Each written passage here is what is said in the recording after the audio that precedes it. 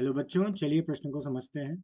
एक उत्तल दर्पण को फोकस दूरी 20 सेंटीमीटर है। एक वस्तु दर्पण के सामने ध्रुव से 20 सेंटीमीटर की दूरी पर रखे जाने पर प्रतिबिंब की दूरी ध्रुव से होती है।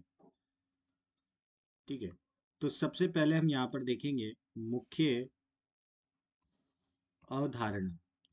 तो बच्चों, मुख्य अवधारणा में हम बात करेंगे दर्पण सूत्र की। मुख्य अवधारणा में हम बात करेंगे बच्चों दर्पण सूत्र की। दर्पण सूत्र किस किस के बीच में संबंध होता है? एफ, वी और यू के बीच में। तो 1/f बराबर होता है 1/v धन 1/u। यहाँ पर u क्या है? वस्तु की ध्रुव से दूरी। यहाँ पर v क्या है? प्रतिबिंब की ध्रुव से दूरी। और यहाँ पर f क्या है?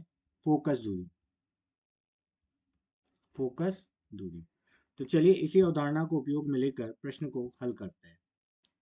हल। तो हमें क्या दिया हुआ है?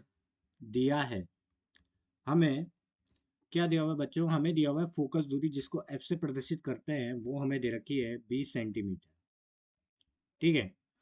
और हमें जो वस्तु रखी हुई है वो 20 सेंटीमीटर सामने रखी हुई है। तो 20 सेंटीमीटर यहाँ पर क्या दे रखा है? u दे रखा है हमें।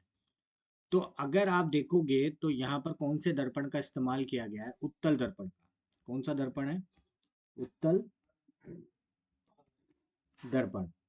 तो उत्तल दर्पण की अगर हम बात करें तो उत्तल दर्पण में फोकस दूरी होती है धनात्मक, और u क्या होता है? ऋणात्मक होता है। ठीक है, जो बिंब की दूरी होती है। तो यहाँ पर अगर आप देखोगे तो हमें u और f दिया हुआ है। तो देखिए, और हमें दिया हुआ है उत्तल दर्पण। देखिए, ये हो गया हमारा उत्तल दर्पण। ठीक है। और इससे उत्तल दर्पण से कितनी सेंटीमीटर की दूरी पर? देखिए, फोकस पर, मतलब हमारा जो वस्तु रखी हुई है वो फोकस पे ही रखी हुई है। ठीक है। देखिए, आप देखोगे कि फोकस भी यही है और यू भी यही है। ठीक है, दोनों के दोनों यही है। तो अगर मैं यहाँ पर दर्पण सूत्र की बात करूं तो दर्पण सूत्र से, दर्पण सूत्र क्या कहता है? v, u और f में संबंध बताता है। तो 1/f बराबर क्या हो जाएगा? 1/v धन 1/u। ठीक है। तो f कितना दे रखा है हमें? दे रखा है 20। v हमें निकालना है, u हमें दे रखा है 1/20। ठीक है। तो यहाँ से अगर मैं v को निकालूंगा तो क्या आएगा? 2/20। मतलब v क्या आ गया हमारा? 10 सेंटीमीटर। और आप ये देखोगे कि इसका जो चिन्ह आ रहा है वो धनात्मक आ रहा है। मतलब यहाँ से अगर हम इसके लिए प्रतिबिंब बनाएंगे, अगर हम प्रतिबिंब बनाएं तो एक तो ऐसे चलेगी रे। ठीक है। तो इसको पीछे की तरफ मिलाएंगे। ठीक है। और एक हम कहाँ से लेंगे? यहाँ से, ध्रुव से। तो एक ऐसे चलेगी। तो इसको भी अगर पीछे की तरफ मिलाएंगे तो इसका प्रतिबिंब जो होगा वो एक तो आभासी होगा।